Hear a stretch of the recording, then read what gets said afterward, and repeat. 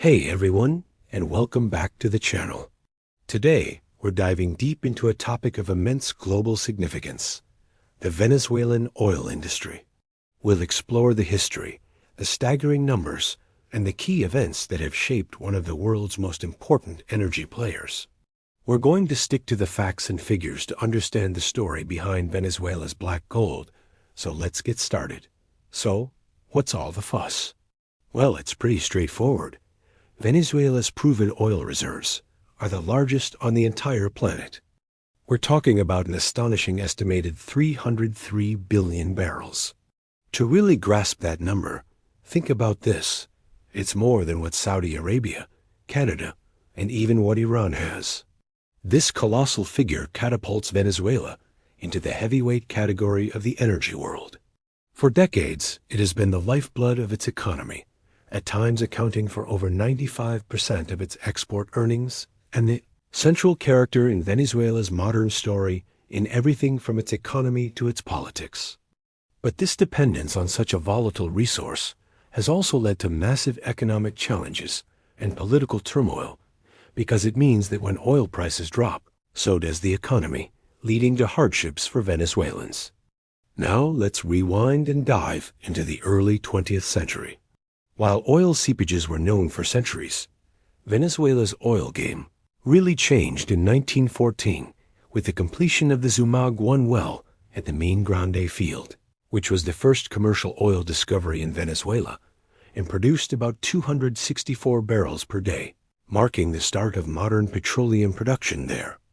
Then came the legendary blowout of the Barroso II well in December 1922 near Cabamas, which reportedly gushed up to an estimated 100,000 barrels per day for 9 days, an event that made world headlines and drew massive foreign investment. This dramatic discovery propelled Venezuela into becoming the world's largest oil exporter by the late 1920s and reshaped its economy and global importance. After these groundbreaking discoveries, Venezuela's oil production skyrocketed. By 1929, it had become the world's largest oil exporter. This era was defined by foreign concessions, where international companies had a tight grip on most of the exploration and production. While this influx of foreign investment brought rapid modernization and wealth, it also sparked a national conversation about who should truly benefit from the country's natural resources. You can see how this tension led to pivotal policy shifts, like the hydrocarbons law of 1943, which introduced the famous 50-50 profit-sharing arrangement between the government and foreign oil companies. This was a huge step toward ensuring that the wealth generated from the oil would benefit the Venezuelan people. Fast forward to 1960, and we hit a critical turning point when Venezuela became a founding member of OPEC, the Organization of the Petroleum Exporting Countries, along with Iran, Iraq, Kuwait, and Saudi Arabia, signing the agreement in Baghdad that year. The goal was to coordinate and unify oil policies to influence global prices, stabilize markets, and increase producers' revenue after decades of unilateral pricing by major oil companies.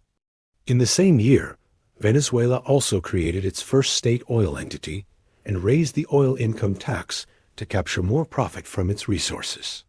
Joining OPEC gave Venezuela a stronger voice among producers, helping it assert greater sovereignty over petroleum policy and secure more stable export income amid volatile markets. Then, in 1976, we saw another major chapter with Venezuela's oil nationalization under President Carlos Andrés Pérez. The government formally took legal and operational control of all foreign oil concessions and established Petróleos de Venezuela to manage exploration, production, refining, and exports through subsidiaries that replaced firms like Exxon, Shell, and Mobil.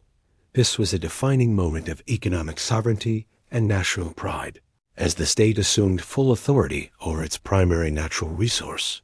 For many years, PDVSA operated with a high degree of technical autonomy and became one of the largest and most respected national oil companies globally, with significant international activities including ownership of CITGO in the United States.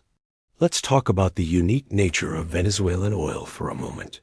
A significant portion of its huge reserves is extra heavy and sour crude, primarily located in the Orinoco Oil Belt in eastern Venezuela, and contains most of the country's proven oil reserves.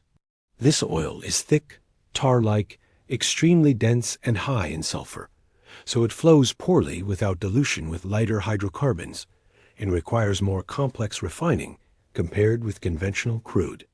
It's often blended with lighter crudes or processed in upgrading facilities to make it usable as gasoline, diesel, and other fuels. This means that despite having the largest reserves, capitalizing on them demands immense continuous investment in technology and infrastructure and access to diluents and specialized refineries. This is a key challenge Venezuela has faced from the start. Throughout the 1990s initiated Venezuela's Apertura Petrolera, or oil opening, aimed at attracting foreign investment back to develop new fields, and especially the challenging extra-heavy crude of the Orinoco Belt.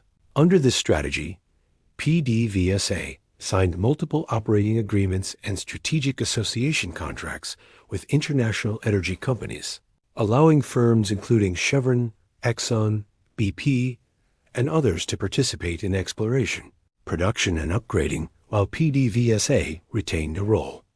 These joint ventures brought capital, specialized technology, and managerial expertise into Venezuela's oil industry at a time when investment and production needed revitalization. As a result, production capacity rose through the decade, and the oil output reached record levels by the late 1990s. But the 2000s brought a dramatic shift for Venezuela's oil. Following policy changes under President Hugo Chavez, contracts with foreign companies were renegotiated so that PDVSA held majority control or larger stakes in all major oil joint ventures. Some firms, like Exxon and others, exited after refusing the terms. The government also began to use PDVSA's revenue more directly to fund expansive social programs which aimed to reduce poverty and inequality, but diverted funds from reinvestment in infrastructure and maintenance. This period saw a mass purge of experienced technical and managerial staff, especially after the 2002-2003 strike, weakening institutional capacity and contributing to a long-term decline in production and operational efficiency. Now, let's talk about where we are today. Over the past decade, Venezuela's oil production has experienced a severe decline from a peak of over 3 million barrels per day in the early 2000s to roughly 900,000 to 1 million barrels per day by 2025, far below its potential despite modest recent increases. This decline is attributed to a combination of factors, including a lack of investment in maintaining and upgrading infrastructure, a departure of skilled personnel, the compounding effects of international sanctions, which restricted access to financing, technology and exports, and the apparent corruption within. All of it has complicated the ability to access international financial markets, import necessary equipment, and sell its crude efficiently on the global market. It's a tough situation that's been years in the making. So let's recap all of this. Venezuela holds the largest proven oil reserves in the world, an astounding 303 billion barrels, much of it extra-heavy crude from the Orinoco Belt. Its history is marked by key events: the 1922 discovery that put it on the map, the 1960 founding of OPEC, and the 1976 nationalization that created PDVSA. From leading global exports to facing recent production declines, the potential of this resource remains undeniable. The sheer scale of its reserves means Venezuela will always be a critical piece of the global energy puzzle. Its future production capacity holds major implications for world markets, and you can bet that everyone is watching closely to see how this story unfolds. And that's a wrap on the essential facts of Venezuela's oil industry. It's a complex story with incredible numbers and pivotal moments. If you found this video informative, please give it a thumbs up, and don't forget to subscribe and hit that notification bell so you don't miss our next deep dive. Thanks for watching, and I'll see you in the next one.